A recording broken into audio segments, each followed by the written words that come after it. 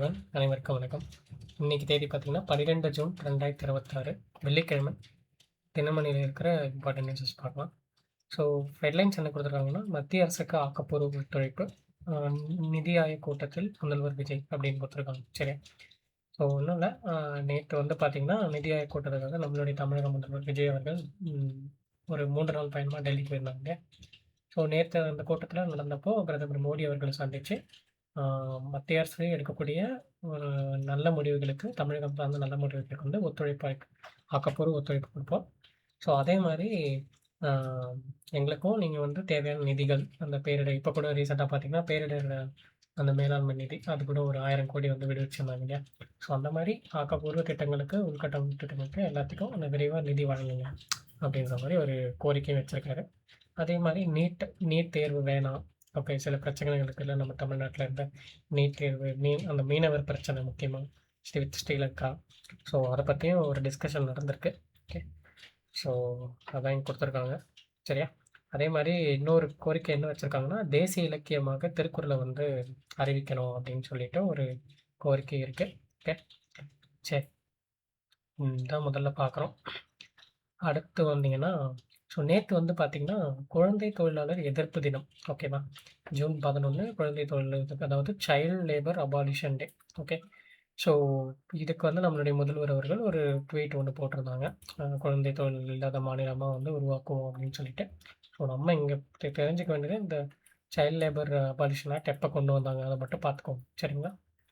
Okay, so next வந்தோம்னா, okay, இங்கே பார்த்தீங்கன்னா அரசு மருத்துவமனைகளில் இனி முன்பதிவு நடைமுறை அப்படின்னு கொடுத்துருக்காங்க. ஸோ இப்போ நம்ம கவர்மெண்ட் ஹாஸ்பிட்டல் போனால் என்ன பண்ணுவோம்? போயிட்டு லைனில் நின்று இப்போ நம்ம நார்மலாக செக்அப் பண்ணணும், ஏதாச்சும் ஜுரங்கிற இருக்குது அப்படின்னா ஓபி சீட்டு வாங்கிட்டு, ஆப்ரேஷன் சீட்டு வாங்கிட்டு நம்ம போயிட்டு டாக்டர் பார்ப்போம் இல்லையா? ஸோ இதுவே வந்து இப்போ ப்ரைவேட் ஹாஸ்பிட்டல்ஸ்லாம் பார்த்திங்கன்னா நம்ம முன்னாடியே அப்பாயின்மெண்ட், இதுவே வேறு மாதிரி பிரச்சனைகள்லாம் வந்து முன்னாடியே அப்பாயின்மெண்ட் வாங்கிட்டு ஃபிக்ஸ் பண்ணிட்டு போகலாம். ஆனால் கவர்மெண்ட் ஹாஸ்பிட்டல்ஸ்லாம் அந்த மாதிரி கிடையாது. நம்ம போயிட்டு ஓபி சீட்டு வாங்கிட்டு, அந்த கரண்ட்டில் போயிட்டு ஓபி சீட்டு வாங்கிட்டு வந்துட்டு தான் நம்ம போய் பார்க்க முடியும் டாக்டர்ஸ், அவைலபிள் டாக்டர்ஸ் இல்லையா? இப்போது கவர்மெண்ட் ஹாஸ்பிட்டல்ஸில் இந்த மாதிரி ஒரு முன்பதிவு நடைமுறை, ஓகே, அப்பாயின்மெண்ட், ஃபிக்ஸிங் அப்பாயின்மெண்ட் இல்லையா, அதை கொண்டு வரலாம் அப்படின்ற மாதிரி ஒரு யோசனையில் நம்மளுடைய தமிழக அரசாங்கம் வந்து இருக்குது அப்படின்றத நம்மளுடைய மக்கள் நல்வாழ்வுத்துறை அமைச்சர் கே அருண்ராஜ் அவர்கள் வந்து சொல்லியிருக்காங்க. சரியா? ஸோ இது எப்படி இம்ப்ளிமெண்ட் பண்ண போகிறாங்கன்னு தெரியல, பட் பார்க்கலாம் என்ன நடக்குது. ஓகே, சரி, அடுத்து வந்தோம்னா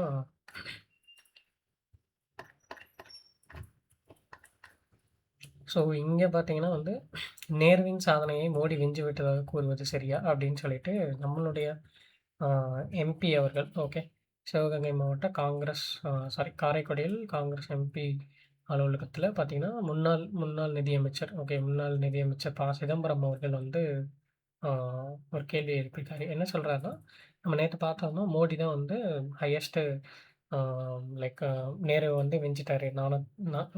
4399 டேஸ் வந்து கிராஸ் பண்ணிட்டாரு. ஸோ அதனால் அவர் தான் நீண்ட கால பிரதமர் அப்படின்னு சொல்லிட்டு நம்ம பார்த்தோம் இல்லையா?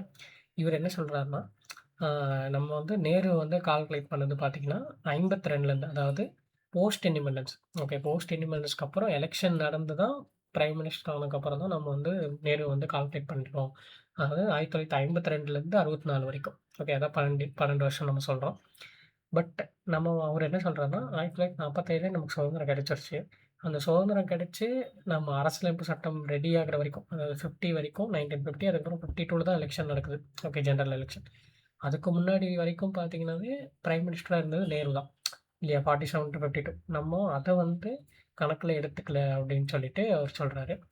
ஓகே, ஸோ இது வந்து நேரு வருஷம் இந்த இந்த டைம் பீரியடை நேருவோட கணக்கில் எடுத்துக்கல அப்படின்ற மாதிரி அவரோட பாயிண்ட் ஆஃப் வியூவாக சொல்கிறாரு.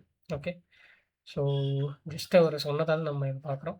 ஓகே, எனக்கு ஆர்டிக்கிளும் பெருசாக இல்லை. சரிங்களா? ஸோ இன்னைக்கு கூட நம்மளுடைய குடியரசு துணைத் தலைவர் சிபி ராதாகிருஷ்ணன் அவர்கள் மோடி அவர்களை பற்றி ஒரு ஆர்டிக்கல் தான் எழுதியிருக்காரு. ஓகே, சரி, அடுத்து வந்தோம்னா மாநிலங்களுக்கிடையே ஒத்துழைப்பு அவசியம், நிதி ஆயோக் கூட்டத்தில் பிரதமர் மோடி வலியுறுத்தல்.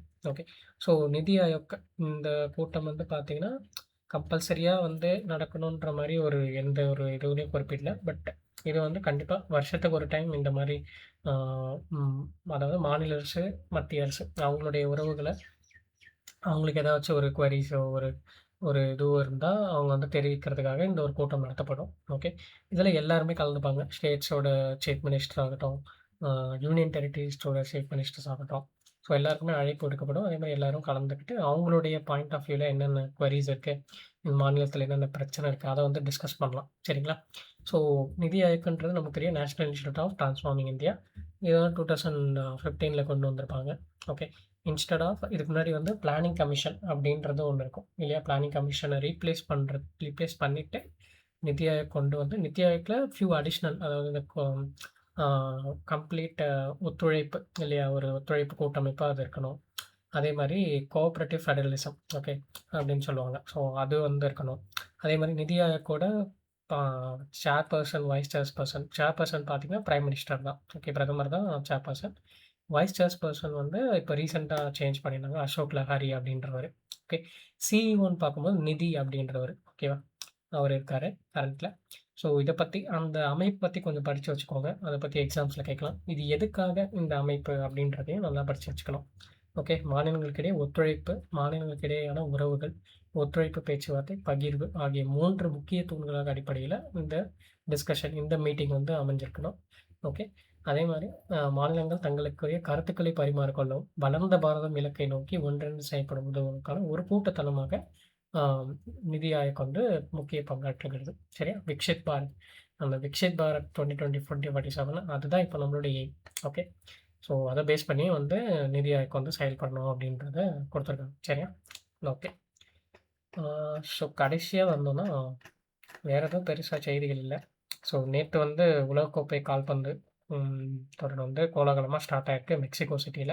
ஓகே. ஸோ பார்ப்போம். யார் வின் பண்றாங்கன்னு சொல்லிட்டு ஃபைனலா. ஓகே. அடுத்து வந்தோம்னா, வேற எதுவும் முக்கியமான செய்திகள் இல்ல. நாளைக்கு செய்தித்தாள்ல சந்திக்கலாம். Thank you.